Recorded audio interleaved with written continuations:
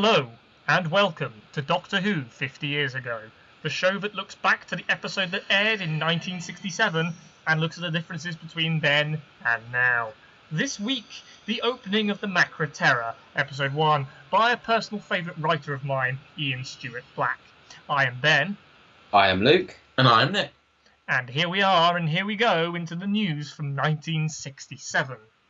On Monday, the 6th of March, the UK's first natural gas from undersea drilling operations in the North Sea gas reservoirs was pumped ashore.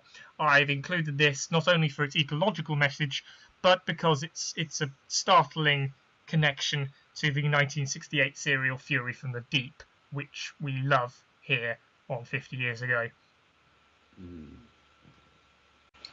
With the moon base, we saw them saying, right, make a story about the moon. With Fury from the Deep, we have them basically saying, make a story about drilling. Doctor Who is starting to take notice of things in the Troughton era that it wasn't really in the Hartnell era. And it's becoming more contextual with the present day. For example, the next serial, The Faceless Ones, talks about the Jet Age, which was up and coming in the 60s with the youth. And the youth are very much present in this story as well, the Macra Terror. In the 70s, sci-fi would be much more to that, looking at the times and reflecting ourselves. So it's good that Doctor Who is preempting that in its own little way. Context is also moving along with the next story. On Tuesday the 7th of March, CBS reports, in America, aired the first television news documentary in US history to report on gay and lesbian issues. A 40 million people-wide audience viewed the programme named The Homosexuals, which labelled homosexuality as a mental illness and showed gays and lesbians as individuals whose civil rights were deprived. It's a bit of a troubling ideal and unfortunately is connected with an offhand comment in this episode. Yeah, I mean, I guess just that word was still heavily associated with just meaning happy. Yeah, compare and contrast to the issue being raised in that United States. It's important that, yes, they were showing, actually giving homosexuals not a platform, but showing their issues on nationwide television for the first time. But it is troubling from a modern perspective of, oh, right, they're not showing them very well. I have to look to One Flew Over the Cuckoo's Nest here, another 60s book, which had a gay man in that imprisoned in the mental asylum. He was considered mentally ill for being gay. And so there is this cultural acceptance of the homosexuals throughout the United States that we have to begin to tolerate them, that the hippie movement will force upon everyone else, which is obviously a good thing. And it shows that the youth are starting to be able to rise up and have that power. Yes, it's once again the clash of the looser morals of the youth of the 60s versus the somewhat harder morals of the older generation. Another person America had on their hands. On Thursday the 9th of March, Joseph Stalin's daughter defected to the US via the US Embassy in New Delhi, which then flew her to Rome and found her refuge in Geneva, Switzerland. The point here being it connects with the story and its authoritarian themes. Well, I think importantly, this was the US sort of had to let her do this because she threatened to the American ambassador to India that she'd go to the next day from contacting him to go to the media and say, Democratic India hasn't let me in, Democratic America hasn't let me in. So it's all pretty much face-saving on their part. They have to appear to be morally superior to the Soviet Union, in their eyes anyway. Yes. There we go. And finally, to top off with another ecological story, on Saturday the 11th of March, the first list of endangered species was issued by the US Secretary of the Interior. We saw this a few months ago, or some kind of rainforest issue in the South America, in a Brazil. South America country. Yeah, probably was Brazil, It was the Brazil. Amazon rainforest. So ecological issues are slowly but surely taking precedence and will indeed influence the Green parties from the 80s onwards. Yeah, I think we're at the very, very beginnings of people starting to realise the environment is important. Yeah, the concept of natural gas, of diffusive gender and sexual identities, and tense political situations. Yeah. All those have evolved over the years, and that was the news. And now we shall get into the Macra Terror episode 1.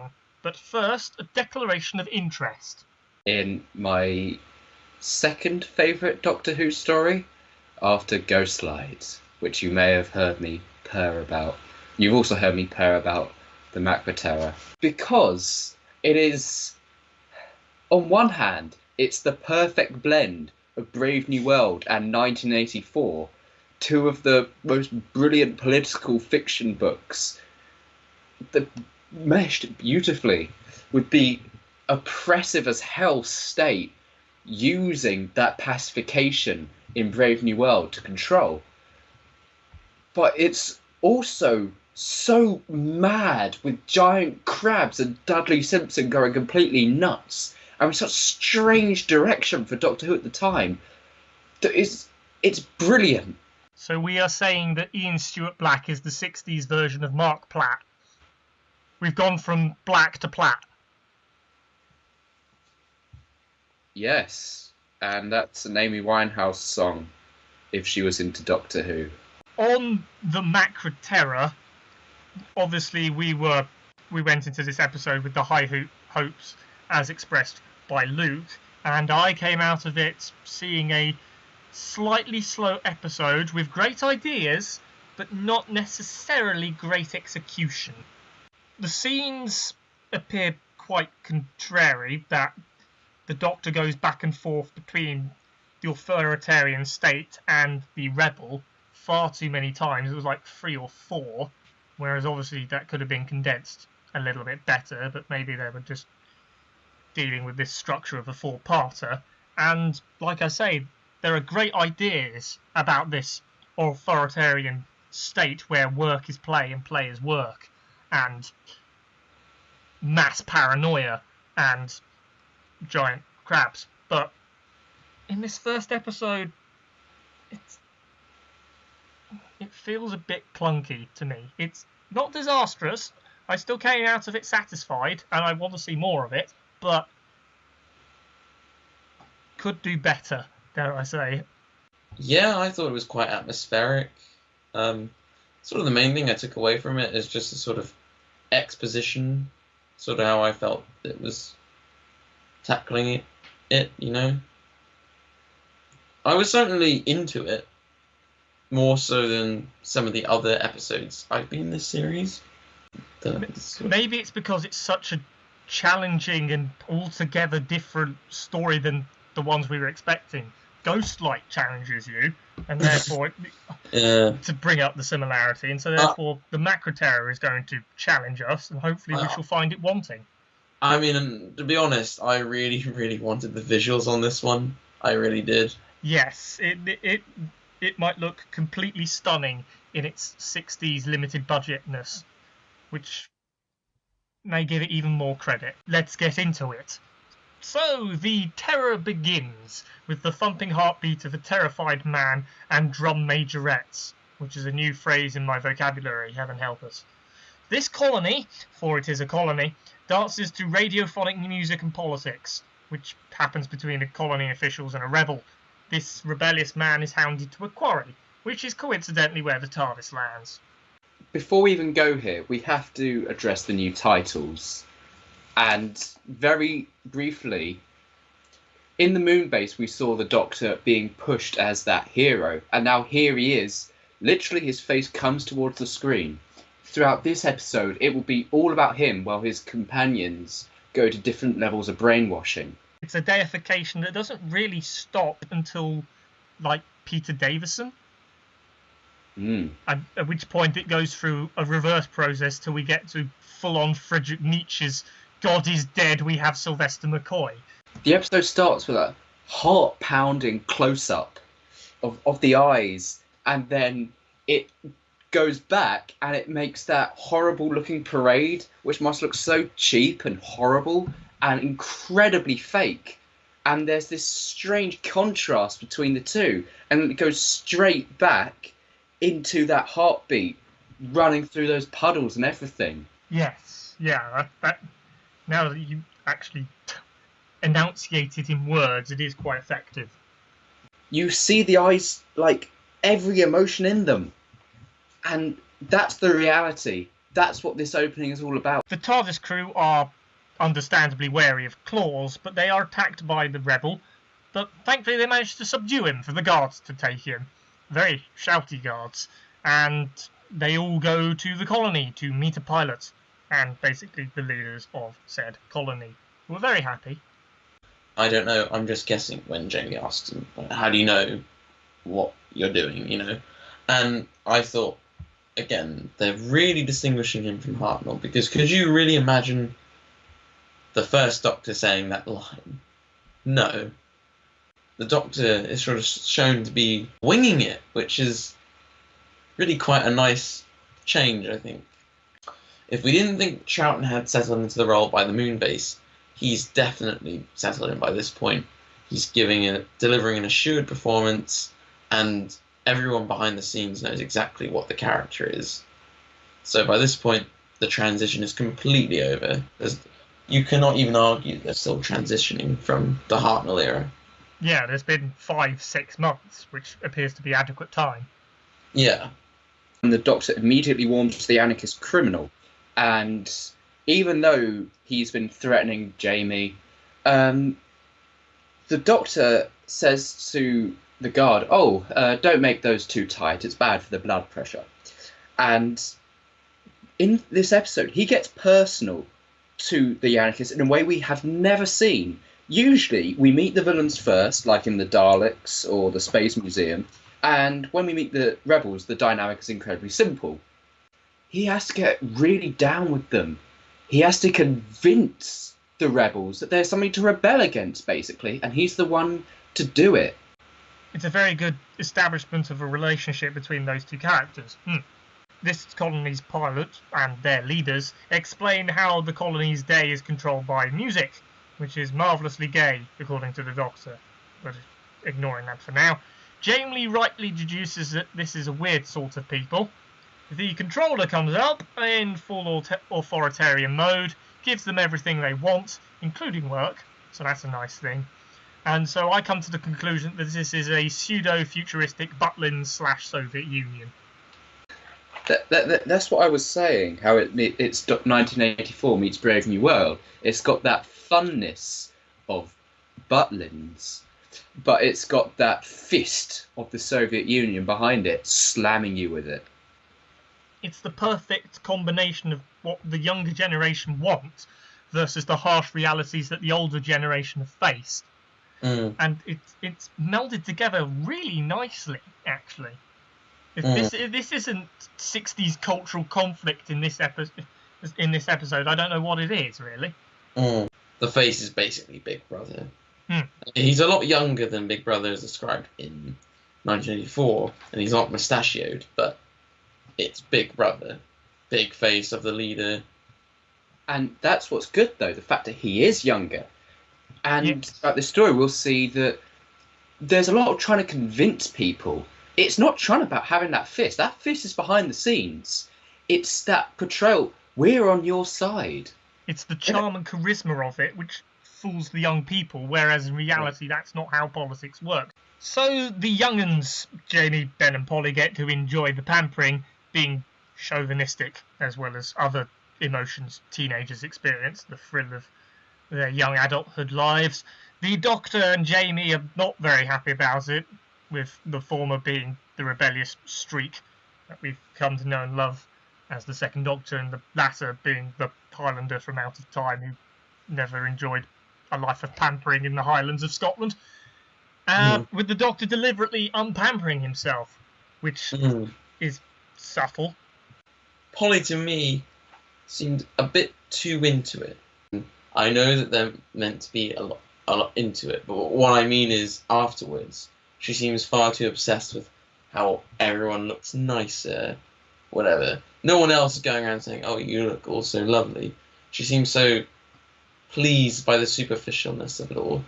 I mean, to me, it just makes it seem a bit shallow, which is not a good thing. Here's the thing, though. The guy says, "You are sure to be elected our next beauty president." Beauty president being a thinly veiled disguise of Miss Universe.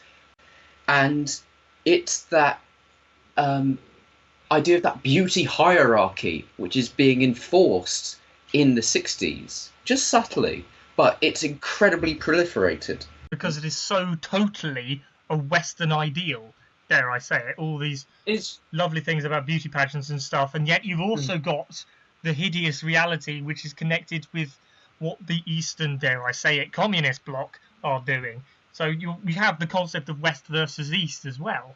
This thing has everything. It's just, I just feel it's unfortunate that, considering in the previous serials and the Moonbase, Kit Pedler tried to give Polly some intelligent lines. Here she's reduced to just caring about appearances. It's important they enjoy it, yes. Meanwhile, with the prisoner Medoc, he spouts about everybody having delusions whilst he's seeing creatures at night, the reality. A colony party is organised by the authoritarian Tannoy of Doom. The Doctor does some investigating, freeing and talking with Medoc to discover about the things that crawl over the ground before he escapes out into the night. And then the strangers are kicked to the labour centre for all their troubles. Medoc is in this jail cell, basically. He is also trying to be pampered by seeing his friends. He's being guilted into this. He's being forced to it. The scene of the Doctor being pampered and Medoc being guilted are beautifully set apart from each other. This futuristic authoritarian labour centre for gas, oh, there's the hint to that news bit, it's knocked about by the TARDIS crew, which isn't patrolled by health and safety at all. The Doctor returns to Medoc again, which back and forth, could have been done a lot less times in my opinion, to discover more about the creatures with big claws that skulk in the night, just to add that tension and menace, I suppose. And then the curfew comes about and everybody's confined to where they should be, all nice and controlled. This happens like 2 or 3 times, but as you've said, Luke, it's building up the relationship between the Doctor and the Rebel, so I can kind of accept your point there. There's this one shot we see in the telesnaps of Medoc hiding behind this construction, and we literally see through the cracks of the colony. And as seen in the next scene, I think the Doctor sort of spots Medoc. I think what this scene is doing... Visual symbolism, I see. Yes. Okay, I didn't look at it that way, but if we're going to go to that intense analysis, we might as well bring out that point. Mm-hmm. The Doctor has carried on his very toned down nature that we've seen from the Moonbase. It's been carried over, and if anything, he's even more toned down in this particular episode. He's being very serious, really, I'd say, but in a Troughton way. So yeah, to the point that the entire comedic moment of the Doctor in this episode, him getting re-roughing himself up, is used entirely to bring out the point of the story that he doesn't want to be authoritarian. He doesn't want to be nice, neat, and shiny. He wants to be rebellious. If this episode had been 8 weeks earlier in The Underwater Menace, that would have been played for laughs. But in this episode, it was played in a serious way. It's the balance between comedy and drama, which Patrick Troughton is able to play beautifully, and has formed the basis of how other Doctors have been cast, and hopefully will be cast in the future. Speaking of that difference, a few weeks earlier we had the recorder. We have a brief burst of recorder in this episode, and it's only while that alarm is blaring he does a few toots. It's about 2 seconds long, and it's as though he's judging the alarm and he's trying to drone it out in his own head. It's a little, very, very subtle rebellion, and very subtly questioning in it. And it's using that comedy to bring out his more serious parts. Oh. Yes, as well as bringing out all the serious parts with comedy. Yeah, it's both ways, which is marvellous. The Doctor ventures outside, breaking the curfew during the dark, when anybody outside will be shot. Just another bit of authoritarianness for you. He bypasses guards and meets Medoc once more, and helps him escape from his hiding place, the construction area. But in the moonlight ventures out a crab-like creature, menacing and large. It's your very traditional, the monster of the week is finally revealed cliffhanger, but it's still, because it's built up to this moment the entire episode, it doesn't feel like, oh, look, it's the next man in the rubber suit. It actually, you're like, ooh, you're really into it. You really buy the atmosphere. You buy that this monster is now coming out from the shadows. The only exceptions to this in this season are the smugglers and the Highlanders and the underwater menace. It is an increasing trope, dare I say, that will be used throughout Doctor Who. Until it's cut back to the pre-title sequence in New Who, 50 years on. Directorially, throughout this episode, the sound has been brilliant, and Dudley Simpson had that happy bit. It's all very loud, whereas here there's loads of silence. It's very ambient, and then towards the end, it's only in like the last 30 seconds that we get some proper traditional Dudley stings.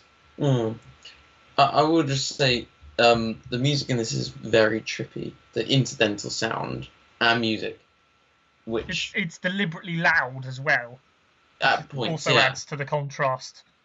I would say this very much adds to your.